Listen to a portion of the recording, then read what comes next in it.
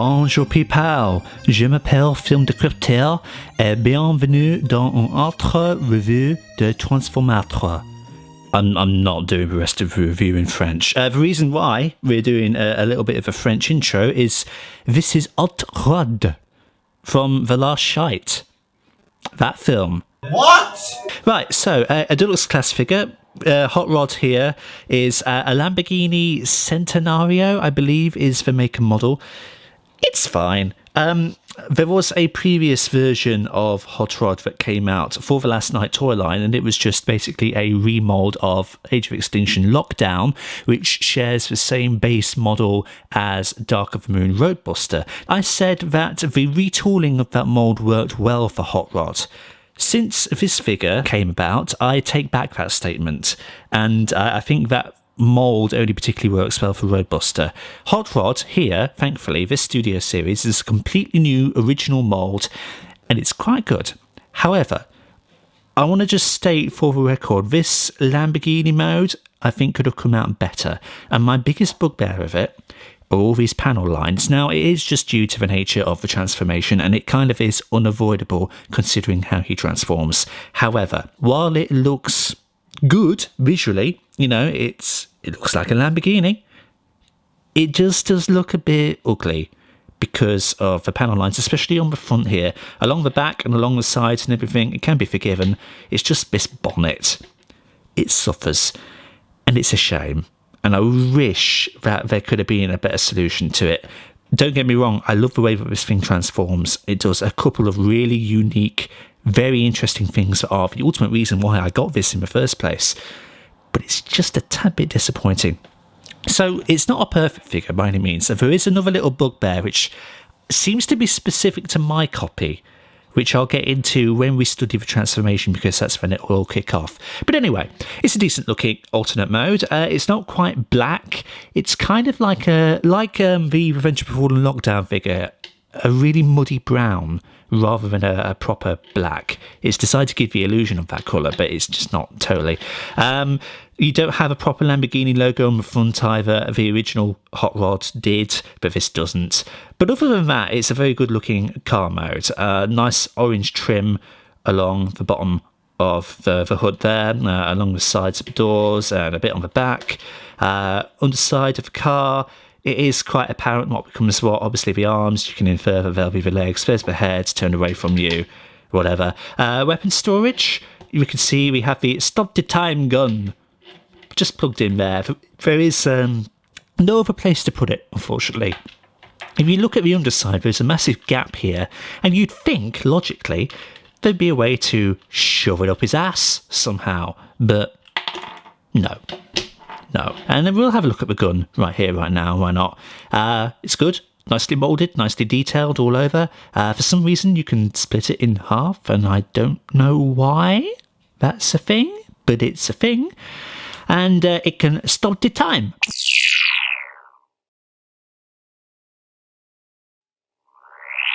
So overall, it's a decent car mode. You have some translucent plastic, I forgot to mention earlier, for the windows. I reckon it's a case of maybe the entire top half once again being cast in translucent plastic.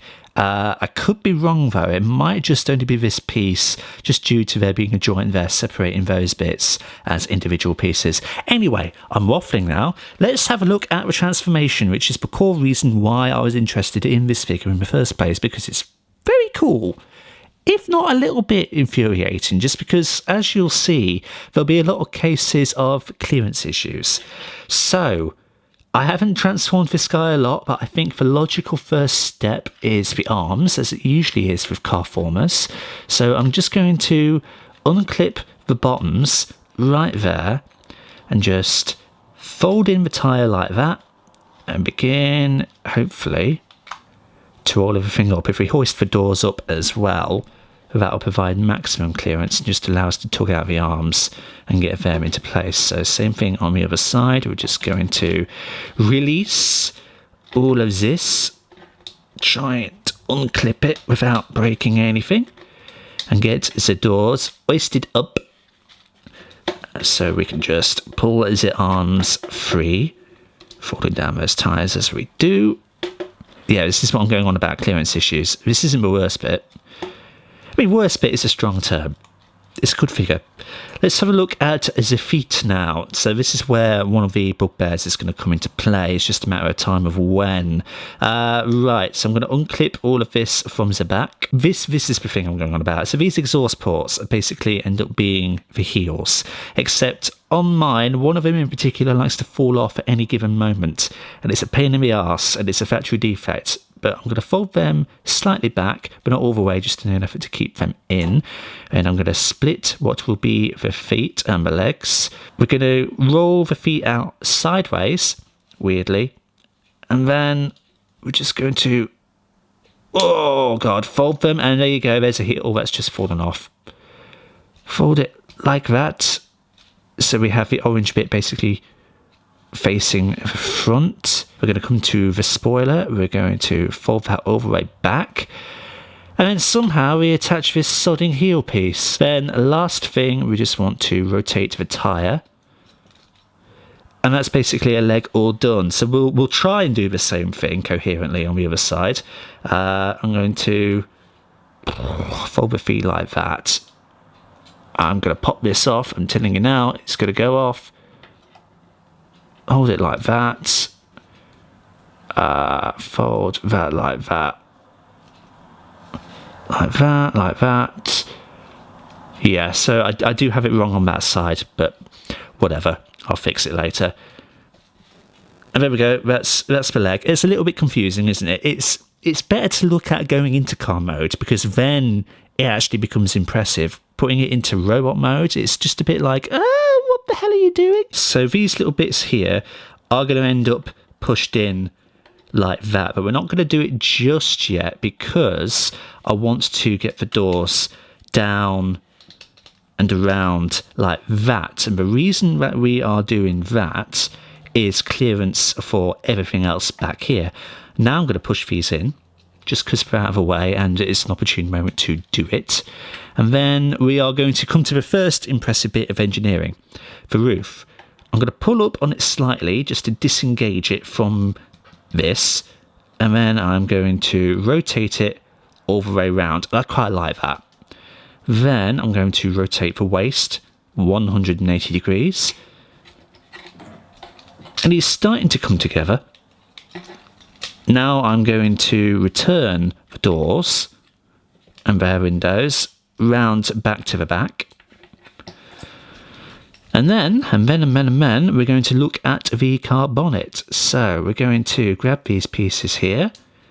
And then this is the second part of impressive engineering. We're going to make sure that the hood is split slightly and pull all of this forward.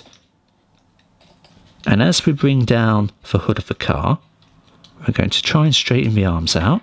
With this piece of the hood that we've moved down, we're going to make sure it's bent all the way back. And it's just going to curve and slot right inside the torso and just hide away like a neat little package. And that's really cool.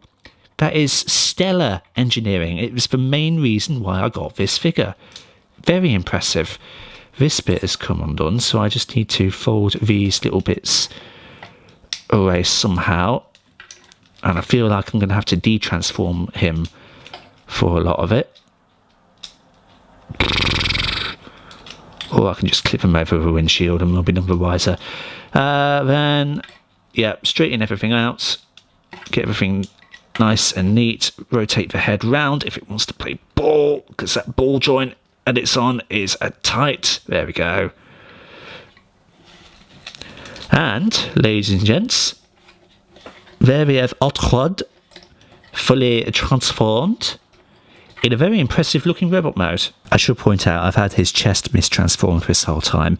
Let's just flip them up a bit, close them in. That's properly how you do it, and doesn't that look better? It's amazing the engineering that Hasbro are able to pull off with their figures nowadays. The Studio Series has certainly come a very long way from its initial run to provide us with absolute stellar engineering with the transformations. And, you know, they have a rum job of it as well, don't they? Because for Michael Bay live action Transformers, some of them are just nigh impossible to get your head around how they would turn from one mode to another. And Hot Rod thankfully doesn't fall into that, because unlike a lot of the Transformers in the last couple films, he has a lot of vehicle parts on him, so you can kind of infer what would become what. And yeah, I don't have the original Hot Rod, so I can't directly compare this to the old one and do an old versus new, but this does blow the original out of the water completely. He just, his profile is so accurate to the film. With that engineering as well is just very good. Now we're going to have a look at his head sculpt. It's odd for Hot Rod as well, though, isn't it? Because you have a very distinct idea of what Hot Rod should look like, and this certainly isn't it. A lot of people are complaining about Rise of the Beast Wheeljack, saying it looks nothing like him. Well, this looks nothing like Hot Rod, but did any of you complain about that? Probably, but I didn't pay attention because I hate that film with a burning passion. The thing that always confused me about Hot Rod's face is where his eyes were meant to be, because concept art was obviously released before the character model ever graced our screens, if you want to say graced. And I was always confused as to whether it was obviously his blue eyes or the visor that was on top. But there is I know it's hard to see with this angle, but there is an unpainted visor directly above the eyes. And I was just confused as to what it was. It was never utilised in the film for anything. But anyway, it's an interesting head sculpt. Let's just put it like that. You've got this muddy grey, you've got blue eyes, you've got orange around the face, some silver highlights here and there. Panning down the rest of the figure, you have the car bonnet on the chest. Very interesting detailing is revealed just due to the stellar engineering that is that transformation. Lighter grey comes out on the midriff, and then you've got orange highlights decorating the legs. That's quite lovely to look at. There is a little bit of junk on him, but it is accurate to the film. So you can't complain that much, and it's all very neat and tidy, so we can give it a pass for that. And he is struggling to stand up a little bit. His feet are ever so slightly strange. Articulation man. His head is on a ball joint and can do a whole 360 exorcist twist, as demonstrated by the transformation. Then he can look up not very far and down not very far either.